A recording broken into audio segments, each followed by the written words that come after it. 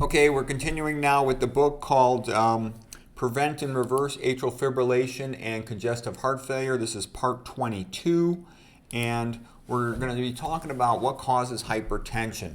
Richard Moore, who wrote the great book High Blood Pressure Solution, he said, he's an MD, PhD actually, he did most of his career researching plasma membrane ion pumps and their relationship to hypertension. He said that hypertension is just a symptom of eating a low K-factor diet. Really, it's really two main things, high-fat diets and low-potassium diets. But I like this part. Listen to this. He says, nature gives us no choice. We must have enough potassium and magnesium for our cells to work properly. Anthropologists who study different cultures are unanimous that hypertension is due to diet and lifestyle because populations eating their ancestral diets have almost zero hypertension. There's no way around it. You can't get around this. You just have to eat the right diet or you're screwing yourself.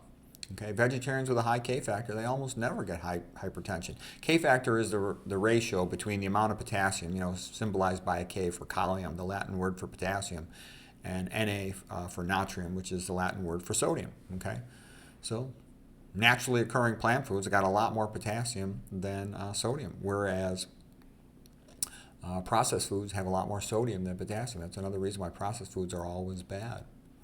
Okay. Clinical research on hypertension treatment shows that with drugs, they really don't give you the same benefit that fixing the diet does. You fix the diet, you dramatically lower your risk of heart attack and stroke, whereas if you fix it with pills, you get a lowering of risk, but not as much as you would hope. Okay. Populations that eat healthy low-fat plant diets, they don't get hypertension, they don't get atherosclerosis, they don't get diabetes. Couple quick comparisons. Take a look at this map. Northern Mexico at the junction between the Pima in Arizona and the Tarahumara in northern Mexico. Tarahumara live along the Sierra Madre Mountains. Sierra means like a saw in Spanish. Okay, and they don't even have cars. They run a lot. They got a holiday once a year where they run like 100 miles in 2 days. So they're all fit, all the men. The women go about half that distance. Okay, whereas the Pima used to be combined with the Tarahumara in Mexico, northern Mexico, but then with the Mexican-American Wars, like 1848, they got pulled into Arizona. Now they eat the standard American diet. They're real fat and sick with the typical Western diseases. Okay, yeah, so here's showing the Pima, looking sad because they got all these typical Western diseases. Diabetes leading to lower extremity amputation, diverticulitis leading to sigmoid colon surgical resection, appendicitis because of dry stool, lack of fiber, gallbladder surgery because of gallstones, coronary artery bypass graft, cabbage because of atherosclerosis of the heart. And look at the Tarahumara, happy and running, okay? They're really energetic. That's why Nathan Pritikin patterned his diet after the Tarahumara. He was so impressed by how fit they are. They have no coronary artery disease. Average total cholesterol is about 136, triglycerides about 115.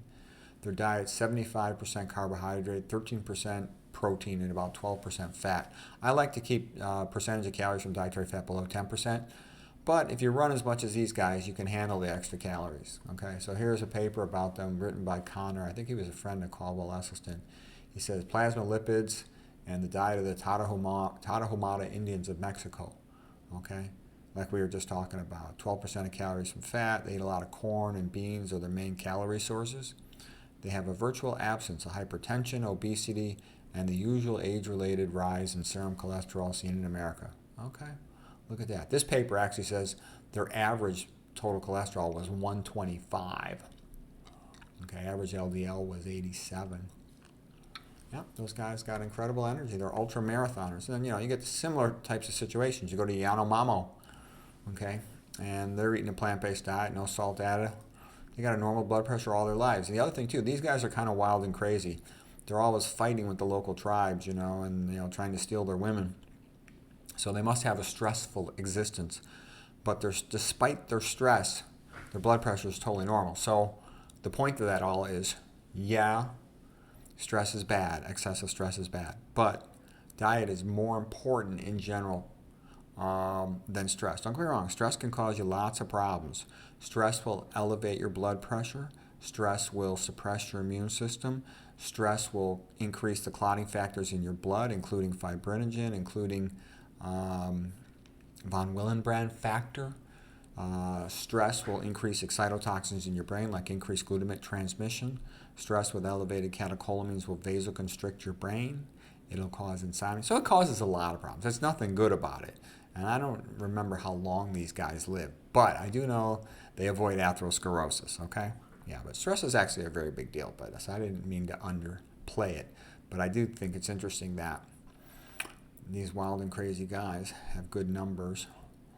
Okay, they had such low sodium, eating about 200 milligrams of sodium per day or less, that they didn't even get it in their urine. There can almost be like no sodium in their urine. The kidney's pretty good at conserving sodium. It's made to excrete potassium. Okay. All right, so here's a blood pressure. The top number is called systolic. The bottom number is called diastolic. Systolic is when the heart is contracting. Systolic means, to contract in Greek. 100 is diastolic. That's during the relaxation phase of the heart, of the left ventricle. A normal pressure would be something like 110/70, ideally. Okay. The pulse pressure is when you subtract the small number from the big number. Okay. Bigger pulse pressure over here. This would be severely hypertensive with a systolic of 200. Okay. Remember, P for plants, P for potassium. That's because if you're eating a whole food, potassium is intracellular ion, so an intact food is going to have potassium coming out of the center of the cells when you chew it. Versus a processed food, they grind it and smush it and rinse it with water and other solvents, and they rinse away all the potassium. That's why processed food, no good. All right, I think we'll start next time on this. We're going to call it a day right there. I hope you found that helpful.